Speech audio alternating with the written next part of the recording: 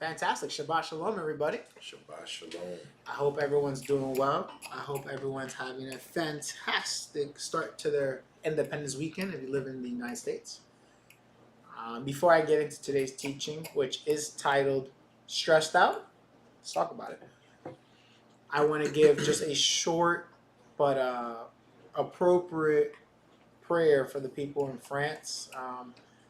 Even if you don't know anybody in France or you don't care about, obviously global politics, a lot of people right now are rioting. They're upset with their living conditions, their wages, the means of how to eat. We all know what it is to not be able to provide for your own. And these people are obviously taken to the streets. We just pray that those who are innocent stay innocent and don't get affected by the rioting.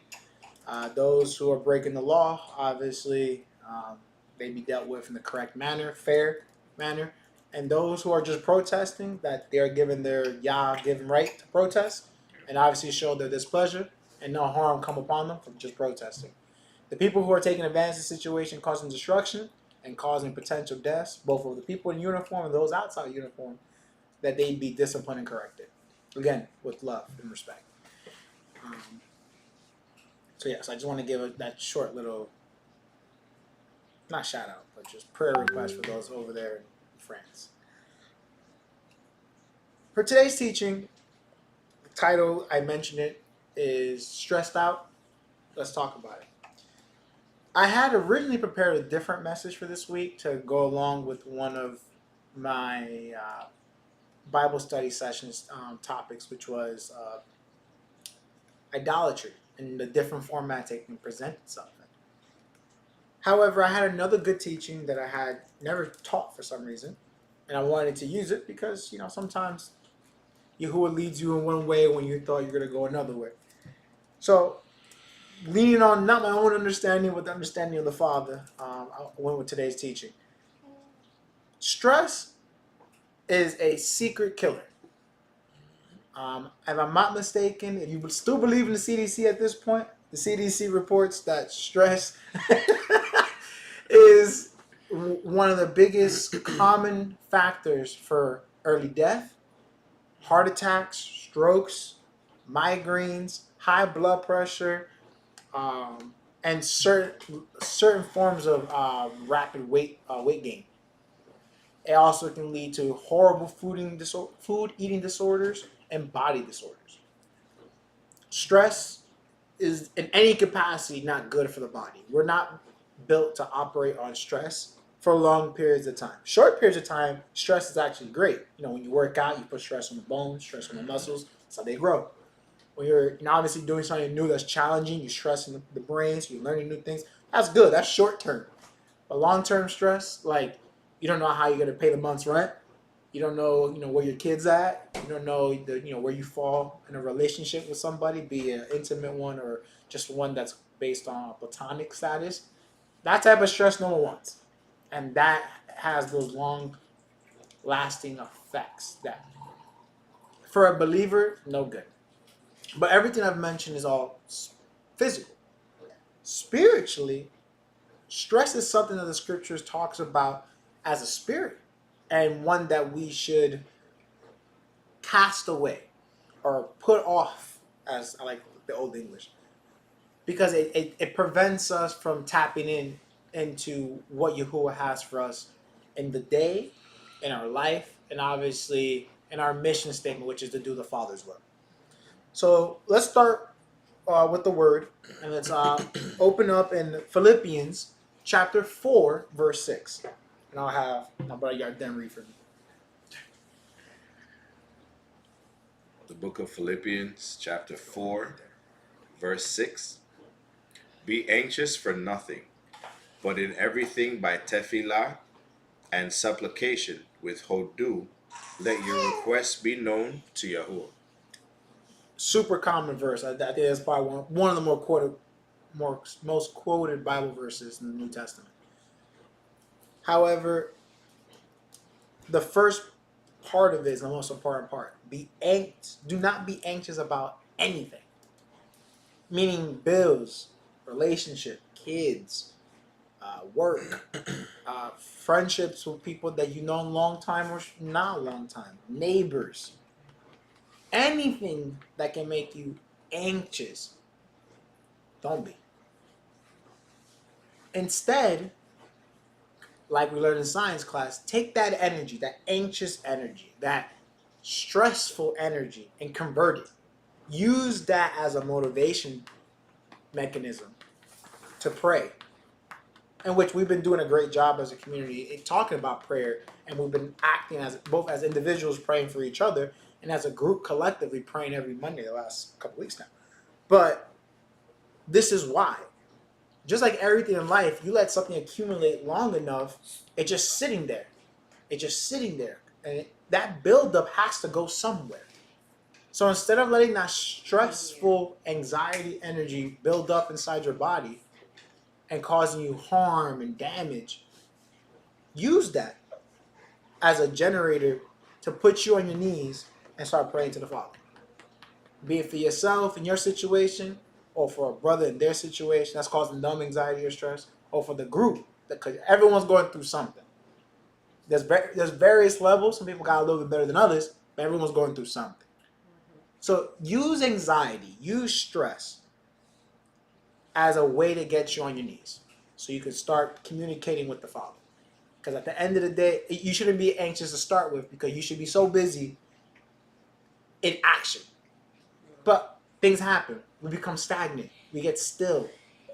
And it's for the wrong reasons. We don't get still and wait on Yahuwah. We get still and wait on what this person is going to say so we can reply to start a fight. So let's continue. Let's go to the book of Psalms. Chapter 55. Yeah, chapter 55, verse 22. Thank you, Art. Yep, no problem. The book of Psalms, chapter 55, verse 22. Yep. Cast your burdens upon Yahuwah, and he shall sustain you. He shall never allow the Zedekim to be moved. The righteous. Cast your burdens. I know we read this a lot. There's a lot of verses that have this phrase: cast your burdens, put off your burdens, put your burdens on him. What does that look like? What does that really look like? I've never had like a genuine answer to that question. I've heard people say do it, but when asked how you do it, unfortunately I haven't been given the same enthusiasm. So I'm going to offer you a mechanism that you can practice yourself when you hear cast your burdens. Every time you feel you need to put something on Yahuwah, do these two things. Speak it openly with a witness. So whatever it is, find a witness. A brother, a sister in the faith, an elder, a leadership person that you trust, wife, whoever you trust. But make sure they're in the faith. Have them be your witness, because that's a credible witness, as the scripture talks about. And then the second part, once you speak it in the open, look for solutions in the word. Not as an individual, but with the person or the people that you've spoken this into existence with. Why? Because in the consulship of many, there's safety, and there's tov report. And a lot of times when we're stressed, it's because of a lot of reasons, but from what I've seen, it's due to a lack of knowledge, confusion, frustration in the moment that clouds our judgment, our discernment, or a combination of these three things I just mentioned. So speaking it into existence or speaking it out in the public allows you to work out what's causing the issue with somebody else. And then the second part of looking for the solution in the scriptures, now you're putting the onus on Yahuwah. You're coming to him in humility, 100%. Hey, Yahuwah, I spoke with the Ak. I spoke with my sister. I spoke with whoever. And we are coming to you to find a solution for this burden. I am putting it on you and on the word that you've given me as my instructions. That is how you do that, in my opinion, when the scripture says cast the burden on Yahuwah. That way you're doing two things. You're acting on the faith, and you're working as a unit, which, as we know, when you have a group, the scriptures have a little bit extra oomph behind it. So whatever anxiety you do have, or whatever stress that you do encounter, can be resolved that much quicker. And in the process, for anyone who's been through any type of therapy or any type of group counselorship, they tell you. For a lot of people, they need someone to either self-start. Sorry, they need to self-start or need someone to help them get motivated to start addressing the issues that they have. So this puts you from a idle, stagnant position to now you have to go into works. You have to speak, you have to engage in reading, you have to open the book. So there's a lot of components. So you're not just sitting still and complaining, you're actually doing something about it. And in that process, that's how you find yourself, even if you don't find a solution right away, now you're on the hunt. And that endorphin rush you get could probably help you cope with some of that stress. Let's continue. The book of Proverbs, chapter 12, verse 25. Again, the book of Proverbs, chapter 12, verse 25. Mm-hmm. Bless you. Heaviness in the heart of man makes him depressed, but a tov or good word makes it have simcha, joy. It says heaviness. Another translation of the word anxiety. Anxiety in the man's heart makes it heavy. Why? Again, going back to everyone got their demons. Everyone got their issues. Who wants to talk about anything about Yahuwah if on the back of your mind or in your lev, all you're worried about is, yo, rent due on the 5th. I'm a couple dollars short. Good encouragement, or good, as it says here, good words. It's not just, oh, it's okay, I'm gonna pray for you. I know you're gonna be short, but I'm gonna pray for you. No, that's not what this is talking about. This is encouraging the brother with solutions. Hey, I don't got it, but I know blah blah blah may be able to help you. Or, oh, at my job they have an extra shift. You pick it up, that's the money right there. Or, oh, have you thought about doing this to make it up? That's the good word. Because that allows the person, or in this case the man, and it specifies the man because obviously, traditionally speaking, provision is a man task. We are encouraging one another, again, with actions, not just sympathies, which is what modern society does. With the I'll pray for you, or oh, I'll keep you in my thoughts. Yahusha is very clear. What good is it if a brother's hungry, you don't give him food? If he's cold, don't give him a blanket. Like, this is the same idea. He didn't get that from nowhere. Obviously, that wisdom has been from the beginning. So, with that being said, if you find a brother that's heavy in his heart because of heaviness or anxiety, as another translation has it, ask him, if you want to help, ask him what's causing the heaviness, and then offer words of encouragement that have solutions behind it. Don't just say pleasant things. Pleasantries don't do anything. That's it. Offer solutions. And then after you offer solutions, look in the Word. Once you look in the Word, pray together. And obviously be the rest of Yahuwah. Let's go hop into Matthew, chapter 6, verse 34. The book of Matthew, chapter 6, verse 34. Take therefore no thought for tomorrow, for tomorrow shall take thought for the things of its own.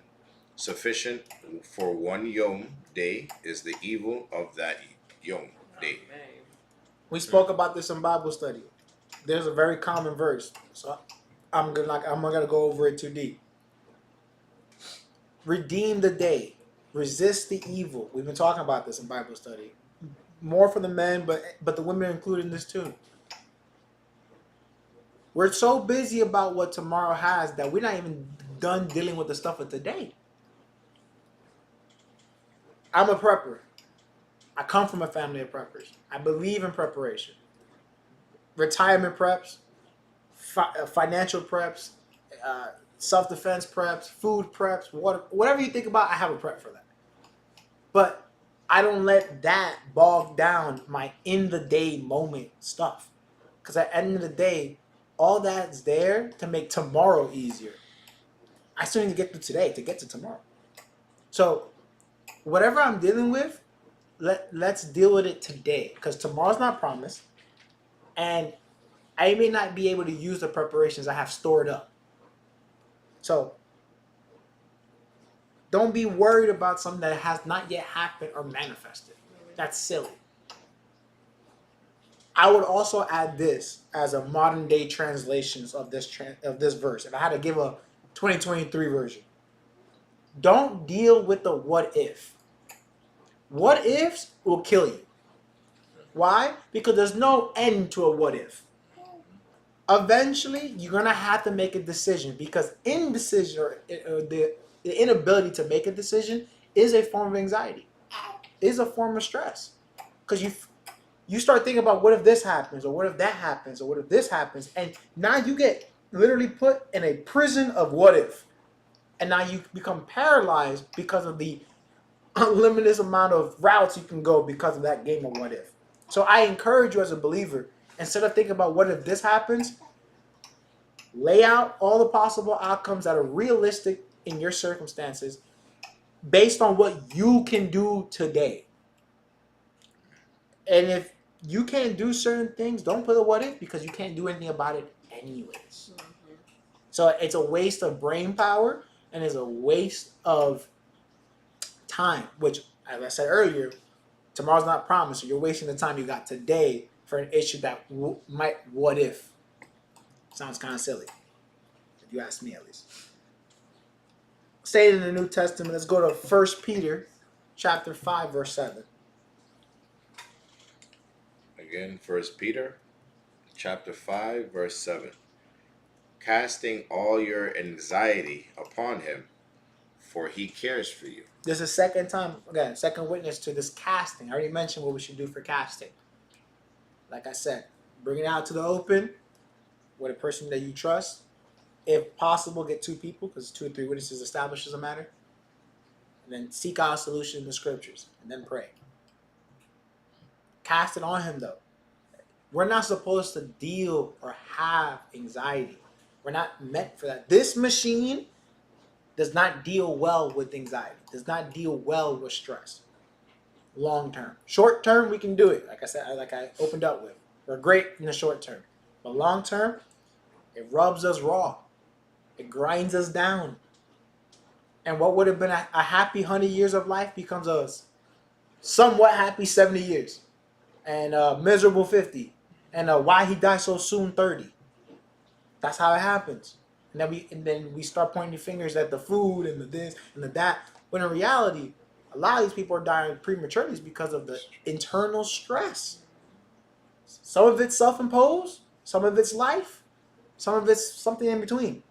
But the less stress you can put on yourself, the better your quality of life will improve. And there's steps you can take today. I'm not telling you this as like a school teacher. Like, oh, if you study today, you'll become a professional tomorrow. No. I'm telling you that if you take away today's teaching and you internalize it, you will be a happier person tomorrow, because you will have literally less stress if you just apply yourself on what I'm saying today. I can't promise you $1 million, but I can promise you a longer life. Let's hop back to the first covenant. Proverbs chapter 3. We're going to read verses 5 and 6. All right. Proverbs or Mishle, chapter 3, verses 5 and 6. Trust in Yahuwah with all your heart, and lean not to your own binah, understanding.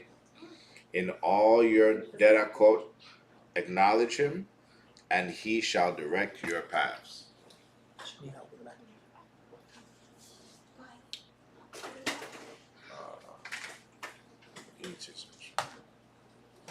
Bear me 1 minute, y'all. 1 second, we gotta help the baby.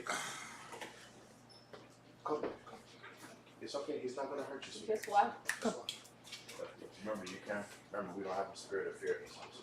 I mean, So while the brother's taking care of the child, we just finished reading Proverbs chapter 3, verses 5 and 6. I'm going to read again here because of the little delay. Trust in Yahuwah with all your heart, and lean not on your own understanding.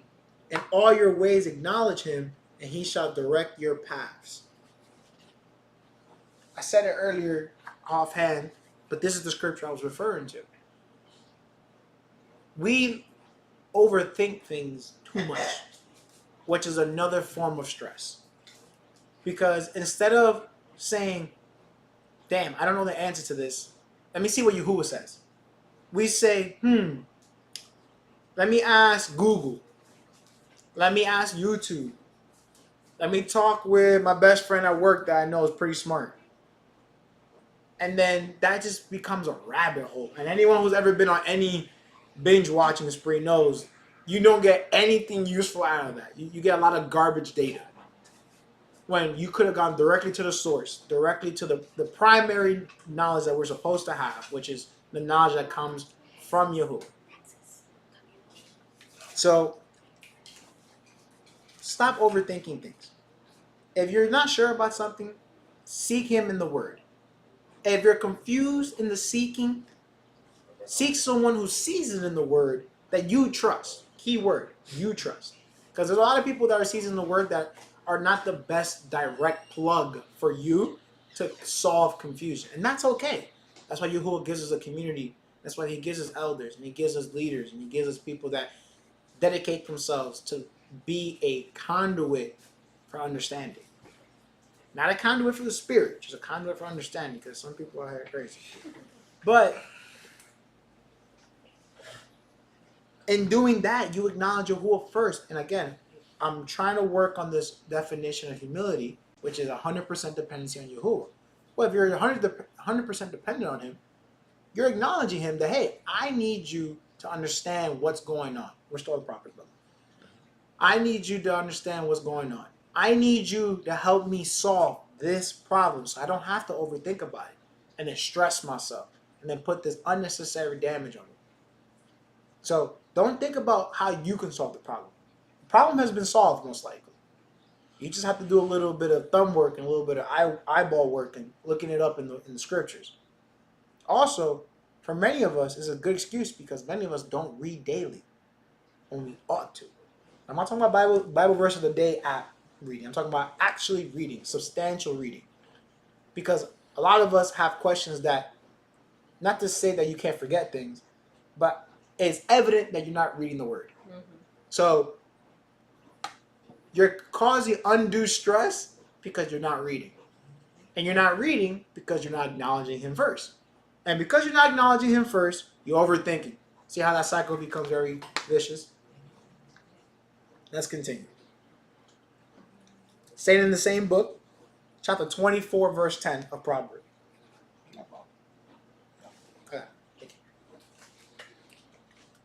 Proverbs chapter 24, verse 10. Mm-hmm. If you faint in the young day of adversity, your strength is small. I want this on a shirt. I'm not gonna lie to you. But I'll do it for you. Oh, thanks. We all say when we watch, I know I do it. Maybe I'm the only one. When we watch a video about how someone like survives like a deadly encounter, like, oh, if it was me, I would have done this, that, and the third. And some of us can do this, that, and the third. And to those, congratulations. Obviously, you've trained for it. I know I've taken courses, I've taken classes. So when it comes to deadly encounter, I'm more prepared than the average person. But even the most seasoned veteran tells you never want to be in a gunfight. Because at the best possible opportunity, your odds are 50-50. That's the best you got. Because sometimes you're having a bad day and that person's not. How does that relate to this? We say, when we're reading the scriptures a lot, oh, those people were weak in the spirit. They lack commitment. They lack the resolve. So that's why it happened. Yet, the minute we get sick, again, we run to the pharmacy.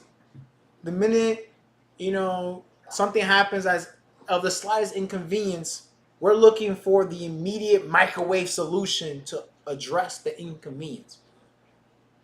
Many of us don't even ask, forget about Yahuwah, a trusted brother or sister or member in the body what to do when something bad happens. We just automatically think in the world. Negative.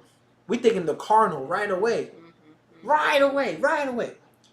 We are just pre-wired like reptilians to do that. We don't stop, pause, meditate, breathe, deny stress from coming in to think clearly and remove the cortisol that would build up to go do what you have to do, which is, again, remain strong, not in yourself, but in the things you have done for yourself, which is you've been reading the word, you've been keeping the faith, keeping the commandments, doing the things that are commanded of you to grow the body, edify the brothers and sisters. So that when you find yourself in trials and tribulations, you should be rejoicing like we find out in the book of James. Or you should have faith that the people that you've been investing in, the dividends will pay out.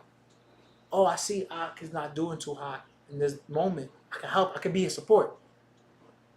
So now, if as an individual his strength may have failed, he won't fail because he has the group. So let's say, oh, well, what if I'm by myself? I'm only doing online congregation, and I'm a lone wolf right now.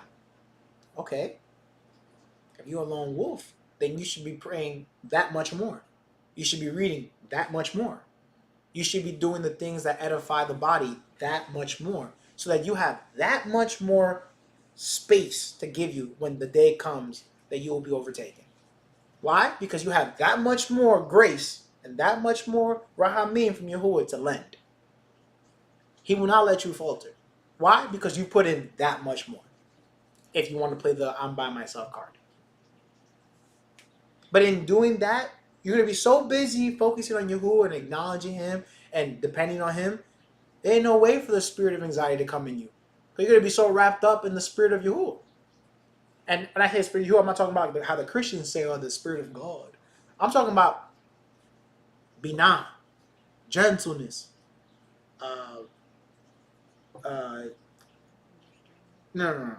wisdom.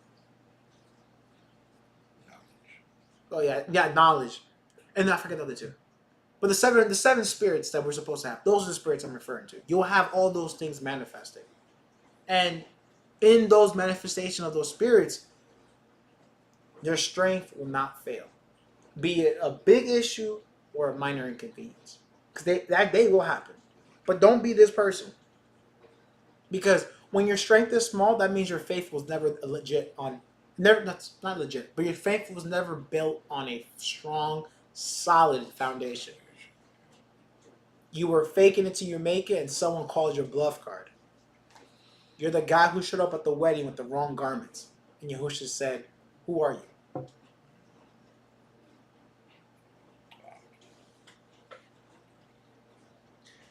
Let's go back. Not back. Let's go. How back in the New Testament, Hebrews, chapter 13, verses 5 and 6. Or Yahim, maybe one. The book of Hebrews, or Ivrim, chapter 13, verses 5 and 6. Yep. Oh, you have it? Okay, read the spirits. Go ahead. Sorry. The sisters are going to read the seven spirits I was referring to. Isaiah 11:2.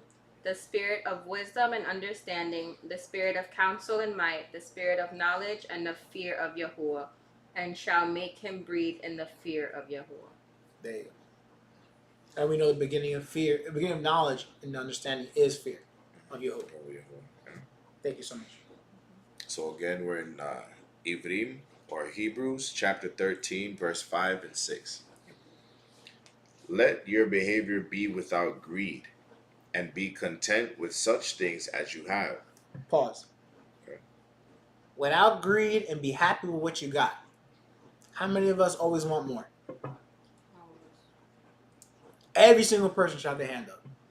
Because not a person I have come across yet in my young life, granted maybe you're older, maybe you got more experience than me, that says, oh, I'm good with what I got. Because that response typically happens when a person's being defensive. Or they covet what the other person they're obviously replying to with that response has. You always want more. That's greed. We're never just happy with, yeah, I got a nice house. My car work. My kids fed. My clothes ain't ripped. I got my clothes good. No, I ain't go to Cancun, but bills paid. My toes and nails, ain't did, but I got gas. I got gas in the car. Groceries in the fridge. Groceries in the fridge. I can watch Netflix, no problem. Light bill paid, water bill paid. Played, My dog ate. Like, we don't think like that unless it's a defensive rebuttal. We don't just say thanks for that when we ought to. Continue. Sure. For the master of Yahuwah himself has said, I will never leave you nor forsake you. So that we may boldly say, Yahuwah is my helper, and I will not fear what man shall do to me. So why are you stressing? You're stressing because you're not content. You're stressing because you want more than what you got. You're stressing because you're trying to figure out a way without Yahuwah knowing or without Yahuwah's blessing to do something. You're not waiting on him. You're trying to make it your way. Don't look at that face. We have to get rid of this mentality that you're due something more. It's an American mentality. I will say that. It's uniquely American. We are a consumer-based economy. We are very much so a people of the newest and greatest thing is what we want. Even if what we got was the most recent, newest, and greatest. How do I know this? People trade in cars the same year because a new model year is coming out. There you go. Phones. Perfect example. Shoes. They're not even out for a year before they're ready to upgrade. Come out with the new one. Or trade in, like I said, with the car. So that's how people do that. Trapped, though. This is crazy. People do, and we do it so casually. So casually. You know, and then we wonder, oh man, why is everyone so miserable? Why is everyone in debt? Why is everyone stressing? Well, you're not content with what you have. You know, there's one group of people that live happier than most, and I gotta give them credit, Toyota owners. Like real Toyota owners, they never get rid of their cars. They got like 30 years of the same car. 500,000 miles on yeah. it. Like that car went to college, got a 4-year degree, and they still didn't get rid of it. I'm about to pass it down to somebody else. That's right about dad. that. But you know, I'm making a joke. I'm sure there's plenty of Toyotas that don't do that. But I'm just saying, a lot of them do though. We don't live like that. When you go to other parts of the world, people who have way less than us, and they happy. They're so much more happy. Yep. They're having babies left and right. They super intimate with their partners. They know who their neighbor is. They know their local, government people because they're people from the same group of people. They have a community. They actually have a sense of being that's not tied to a material good or want. And as a cause, we see these people live longer than us. Why? They got less stress. And they have a sense of appreciation for the things that Yahuwah has provided. Exactly. They're not looking for they're not looking for the newest Supra. They're good with the old one. And they're not in debt either. And they're not in debt because they're not buying the new Supra. It's a nice car though. So with that being said, how often do you find yourself stressing because of something you don't have, that you don't need?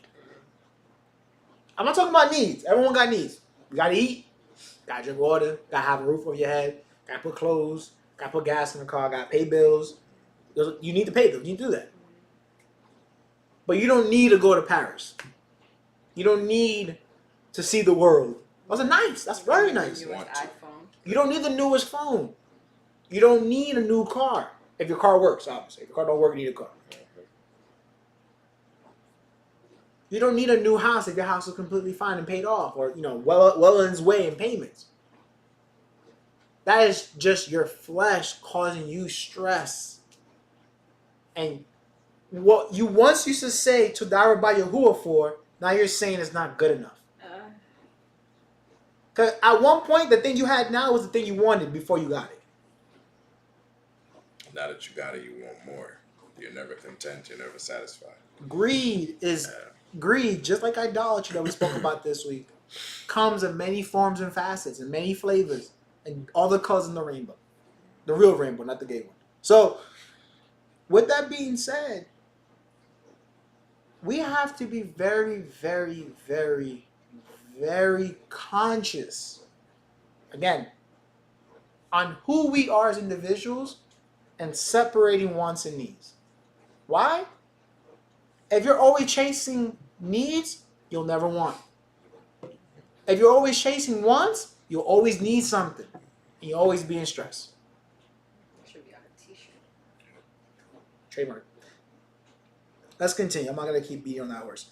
2 Timothy chapter 1, verse 7. 2 Timothy chapter 1, verse 7. For Yahuwah has not given us a ruach of fear, but of power and a hava, love, and of sound mind. Power, love, and sound mind, which is another fancy way of saying self-control. If you live your life with any type of fear, you're not plugged into Yahuwah. You're not plugged in. You, as a believer, you should be assured of many things. And one of them is not being scared. There is nothing in this world that can overtake you that Yahuwah can protect you from. Not a thing. Not a thing. Doesn't mean that you can't be afraid. That's different. Being afraid and having a spirit of fear is completely different. One's a natural response to something that's unknown. The other is a sinful state of mind. They're not the same. Because I'll tell you right now, if a Hummer is charging at me 100 miles per hour, I'll be kind of afraid. Mm-hmm. But I'm not living with the fear that I'm going to get hit by a Hummer every day of my life. That's the difference. Self-control is something that many people lack, period. And power causes people to have ego trips. So that's why you need self-control. You need discipline. Stress is the same way. We had a great conversation yesterday with Sister Karen, who was talking about that she signed up to go to a Zumba class at her local park area. I thought that was fantastic. Because Zumba, like any other fitness program, teaches you how to be consistent, how to build discipline. Granted, the end goal is to have a good time while dancing and losing some weight, but it causes you to be consistent. And now you have a habitual, healthy habit of every day I gotta do this thing to make me a little bit better. Every day I gotta do this thing so I can work on myself. And people can't do it. When you tell people to do something for 7 days, it's like you said it for a year. Let alone if you tell them, hey, do this for 30 days and you'll lose 10 pounds. People don't want to hear that. They want to lose 10 pounds in 10 days. 10 pounds in 1 day if you could. And this is why there's all these snake oil items, you know, here this fat burner drink and you lose 30 pounds like Jenny Craig. Like, people. Your dad said even athletes die from stressing their bodies. Most athletes die younger than normal. This is true. That is true. Very Unfortunately. much So this is why we need to have self-control as something at the forefront of our mind. And if you don't have it, okay, learn it. This is not one of those things you can pray into existence. Because what Yahuwah's going to do is put you in more trials and tribulations to discipline you. You want to get stronger? You don't just wake up strong. You got to start pushing the weight. You got to start walking. Start then jogging and then running and adding resistance. Again, short-term stress is good. Those are the things Yahuwah's going to send your way. Those are trials and tribulations. When you overcome them, those short-term stress become a little bit shorter, a little bit easier, to the point where then you're not even stressed about it no more. You have hit a point of zen. That's doable. That's completely doable. And that's when you can operate in love. You can operate with a power that's there to edify people, build things up, be a pillar in a community, be a role model for those that see you, be a good father, a good mother, a good husband, a good wife, a good man. These are the things that I'm talking about that are attainable, but you can't do that being stressed out. You can't. Because all you're thinking is, oh, I got to do this, I got to do that. And if I can't do that, I don't know what's going to happen. And then You Unnecessary lock yourself into this negative, pessimistic cycle that you cannot overcome. And then you ask Yahuwah to help you. Yahuwah puts the trials and tribulations to help you. And since you're not in the right mindset or the state of frame to do what you got to do, you just dug your own grave. And then you blame Yahuwah. And then you detach yourself even further. And now we got to put more work to save you from that ditch. Don't be that guy. Let's hop to my brother. Isaiah 58, 10 and 11. The book of Isaiah, or Yeshayahu, chapter 58, verse 10 and 11. And if you extend your left heart to the hungry and satisfy the afflicted being, then shall your light rise in the darkness, and your darkness shall become as the noonday. And Yahuwah shall guide you continually, and satisfy your being in the drought, and make fat your bones, and you shall be like a watered garden, like a spring of Maim, whose Maim fails not. Now you get to this point, not being stressed. No, guess who's the number one person no one wants to be around? A stressed individual. Nobody want that. No, don't bring that energy over here. That vibe, Period. the karma. Oh, yeah. Man, I know people, they go into these crystals now for that. Like, The evil eye and everything. yo, Don't even get me started with I'm that. just saying, no, it's the true, it's true. sage, all that nonsense, right? Mhm. I'm sure there's some merit to it. I'm not making fun of people. Yeah. But think about all the things they have invented to deal with stress. Why? Because no one wants to be with that. No one wants to deal with that. And no one definitely wants to be around that. Mm-mm. So how do you become this person whose waters never fail, and you're out here pouring, and it says pouring yourself, meaning that you was devoted to this, to satisfy the needs of the afflicted, and so that your light can be like noonday in the night. That is a crazy presence. That's like some Moses coming down the mount with the commandment style presence, where he was so white, look, so bright he was white. So when people say, "Oh, I can't do this," or "I can't be like that person in the Bible," nonsense. It's not about anyone in particular. It's about what you can do. But you can't. We pigeonhole ourselves because of stress. We stop Yahuwah from working in our lives because of stress. We stop from being intimate with our partners because of stress, having a loving relationship with our friends because of stress, building a lifelong strong forge relationship with brothers and sisters in the faith because of stress. And then now that happens, now we start having anxiety because now we can't be with our intimate partner, can't be with our brothers in the faith, our friends in the walk. And now that becomes fear because now you're paranoid because everyone's out to get you. You don't know what you're going to do, who to turn to. There's no answers to the questions that you have. And then that becomes despair. And then despair leads to depression. And depression, unfortunately, leads to self-deletes. That's how it happens. It's not what happened to Charlie. No. What happened to Charlie was slowly building up. We just saw the aftermath. We saw the culmination of a lot of negative, unfortunately. And that number, I hope you guys know, that self-delete is going up every year. And it's not because the world's more expensive or because of COVID. Nonsense. Stress. There's so many things you can be stressed out. I saw a kid attempt to take his life because of social media. And I'm thinking, oh, maybe he's getting bullied. You know, bullying is a real thing. You know, I'm like, okay. So I'm looking into the report. People leaving comments that he didn't agree with. And he was just being so stressed out. And he was just constantly reading this negative feed on negative comments. AI in him. And he tried to take himself out. He got saved that his mom caught him in the act. That man got triggered. But yeah. All right, so why do I share that type of negative report on Shabbat? I share it because it'd be the most inconspicuous thing that takes you out. You know, I'm at a point where not a lot of things faze me because I think I've watched too much gory stuff. But I still choke up when I read the news when I see like a kid, a kid get tossed out or killed. or like someone punch out a grandpa or something, like I still tear up. That stuff kills me. You know, or I hear about some war zone stuff. You know, women getting sold into sex trafficking, and they weren't even in the battlefield. Like, how the hell that happened? You know, it gets to me. I ain't gonna lie to you, it gets to me. But we have to do a good job of protecting our mental, and we have to do a better job of controlling what stresses us. And this is why I say to my wife all the time, she loves Instagram. She loves TikTok.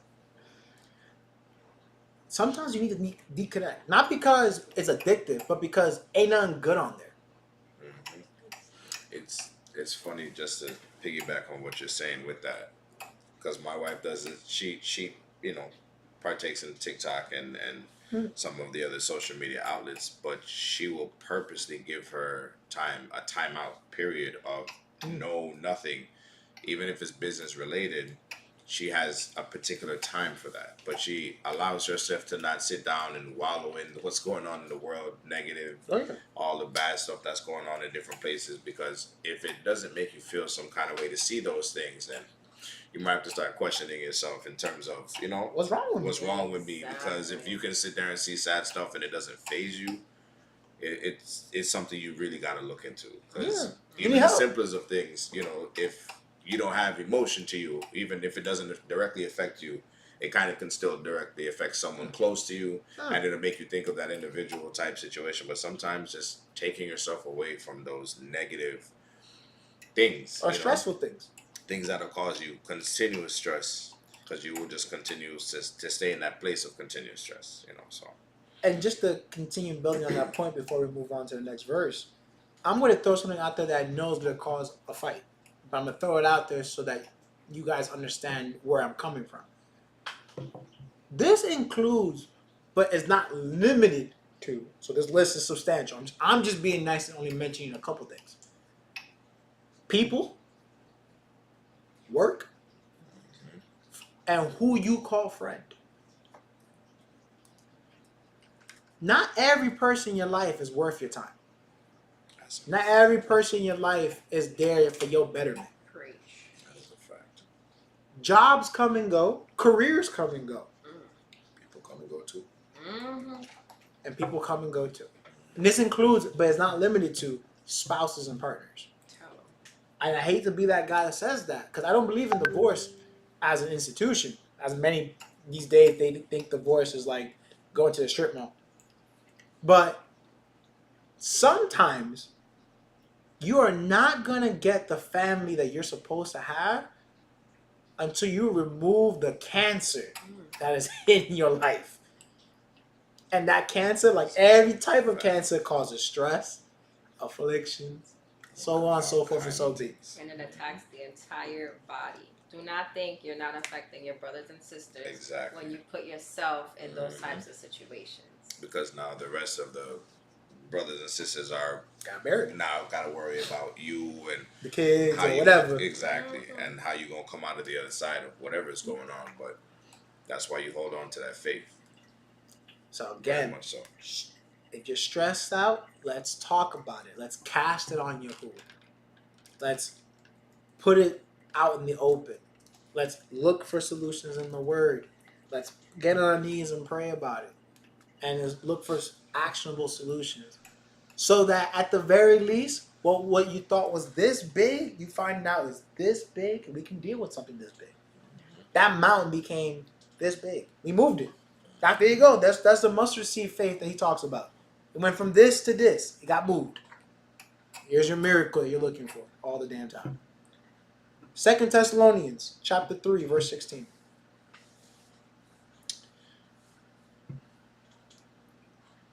Second Thessalonians chapter 3, verse 16. Yes, sir. Now the Eloha of Shalom himself give you shalom always, by all means. Yahuwah be with you all. Always, and it says all means. Meaning that there are multiple ways for you to be at peace. Some of y'all need a hobby. Some of y'all need something that's not just sleep, eat, work, home, kids, husband, wife. like your mundane stuff. You need something that you do that is peace providing. For me, recently I picked up video games again. I haven't played video games in years. Years. Picked up Xbox because of my younger brother. And I've been playing a game that last time I played was 2013. That's 10 years ago. Makes me happy. For 6 hours a week, I'm a happy dude. Cars. I love cars. I'm not in a fun car right now, but I will soon be in a fun car. Yeah, I will. Papi said guns and jeeps. Oh, there you go. I do like shooting, but that has become more of a job now these days. But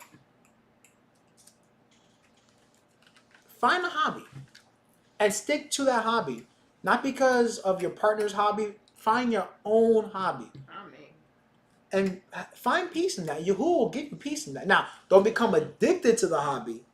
This is an escape. It's not a reality. But have that so that you can disconnect and then connect with the right state of mind and with the right state of being. Too many of y'all are so focused on like the mundane that you lose out on who you are and you become like a blob. And no one wants to be with a blob. You're boring. And that's another thing of stress because now who wants to be with someone who's boring? I know I don't. You know, one of my favorite things, and I kid you not, is watching my wife watch TV. I don't even watch the TV. I just watch her watch TV. Because she has a comment for everything. And it is hilarious to me. And I'll spend like 15, 20 minutes just watching her watch TV. Is it a hobby of mine? But you'll No. be watching it with her. No, I know. That's the funny thing. I don't know what's going on.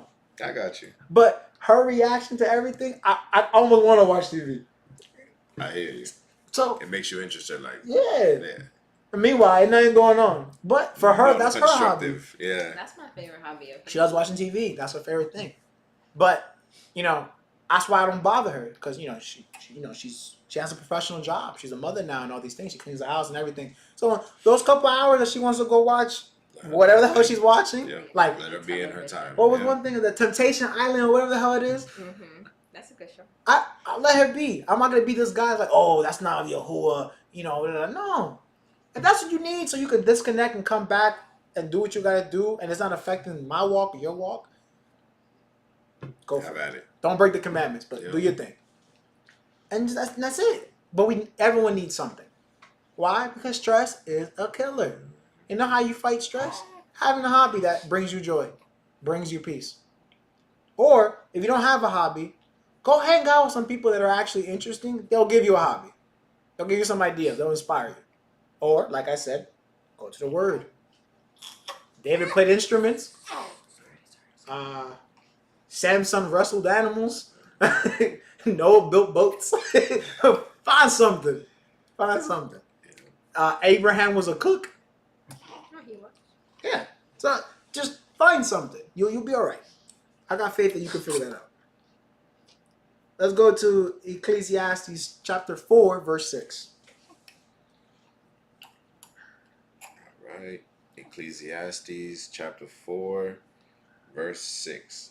This should be on everyone. Like, this is the verse you have to leave out today with. If you can't think of any verse that Fernando said today, this is the one. This is the Brook approved verse of today. Better is a handful with quietness than both hands full with toil and vexation of the Ruach or spirit. That's that mic drop right there. Some people think they can handle this much, and they're praying for this much, and Yahuwah is telling you, my guy, you only need this much, because I know if I gave you this much, Can't handle it. you're not going to be at peace. Some of us are not meant to be kings. Some of us are not meant to be priests. Some of us are not meant to be captains of tens, hundreds, and thousands. Some of us are just meant to be that guy. That guy down the block that you don't even know his name, but that's a good dude. Mm-hmm. Always smiling. Wife, you never hear no issue. Kids, they all right. Every time you have a short interaction at the mailbox, always positive. They just look to be well put together. That guy, that's what some of us are just meant to be. And that's okay. It goes back to a joke I used to say in college. Be the best 7 you can be. People get offended when I say that. If 5 is average, 7's above average. But people don't want to hear 7. They want to be 10s. Some of us are not meant to be 10s. So be the best 7 you can be. Because I figure if you're an average person, you can work your way up to be a little bit above average. Don't be worse than that, but, you know. Some people don't want to hear that. Everyone thought, you know, what their mom said was true, that you're special. You're not. It's the truth. Some of us are special. Some. Not all of us. My baby's And I would even argue most of us ain't special. Yeah, your baby, of course, your baby's special, yes. Enoch is special. Yes. Anyway, so please, if you find yourself in a good spot, don't ask for more for the sake of more. That's dumb. You're just asking for disaster to come your way. But if you're doing well and you're edifying the brotherhood, you're building up the body, your home situation is solid, your relationship with Yahuwah is solid, and you want to do more, so you can bring more edification, more supplication, more glory and esteem to Yahuwah, oh, go away. Be the best 10 you can be in that circumstance. But get to that point that you can be there. Don't just go from 1 to 10. Work your way up. Last verse of today's teaching. We're going to end in Hebrews chapter 4, and we're going to read verses 9, 10, and 11. The book of Hebrews, or Be'ivrim, chapter 4, verses 9 through 11. There remains, therefore, a Shabbat keeping duty to the people of Aloha. Pause. Shabbat keeping duty. Set apart living. How can you be set apart if you stressed? How can you help those who need help if you too busy dealing with your stress? So here's the leap. Here's the where people get mad when I jump in logic. But here's the leap for you. How can you be the vessel Yahuwah needs you to be if you're too busy dealing with the nonsense in your own life? Don't ask me why I don't respect your opinion on something. Don't ask me why I don't see you as X, Y, and Z. If I know for a fact you got demons you got to deal with that are causing you stress, anxiety, and it's destroying not only you, but those that you support.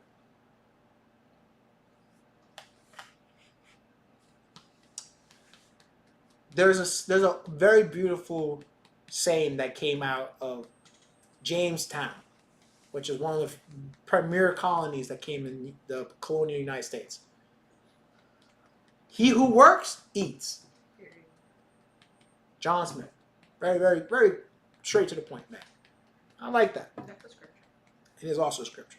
Prosperity Gospel. He was a Pentecostal. But why do I bring up that individual case?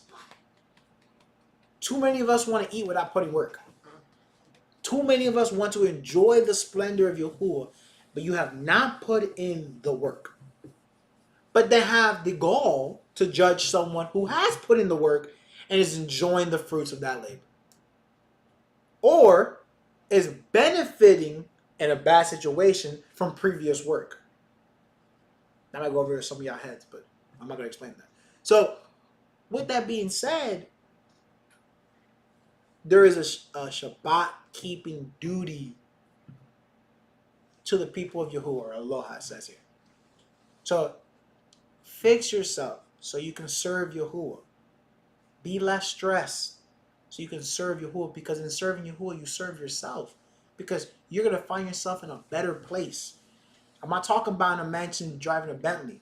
I'm talking about in a place where you can operate 100% you. No limitations, no restraints, no restrictions, and be content in that place. And in doing that, that pours. Your cup runneth over, and you can start drowning people in the glory of Yahuwah. And everyone's going to be around. Everyone's going to want that. So you don't have to worry about looking for a community, because the community is going to be around you. You will be that fountain that does not run dry. Continue, Ma. Verse 10. For the one that is entered into his rest, he also has ceased from his own works, as Yahuwah did from his. That's why today isn't just a day. Shabbat is a lifestyle. It is not a day on a calendar.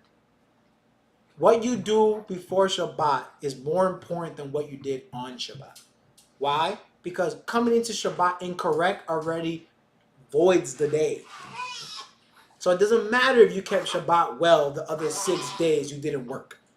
Because the commandment is work 6 days. It doesn't matter if you did Shabbat well if there is no peace in your home. Why? Because how can you have peace in your Shabbat, but you somehow can't have peace days 1 through 6? That don't make no sense. It don't matter that you kept Shabbat well.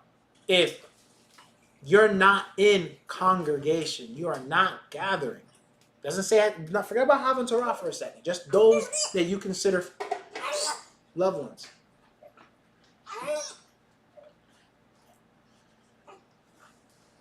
We have to understand Shabbat is a lifestyle. That's why it says here is a duty in the first verse that we read, verse 9.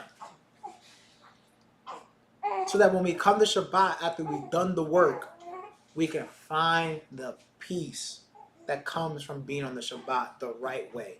And guess what happens when you have peace? You're a very stress-free person. Mm-hmm. Or at the very least, very little things bother you. Yep. And the things of the world, the opposers of the world, the Satans of the world, they can't get through you.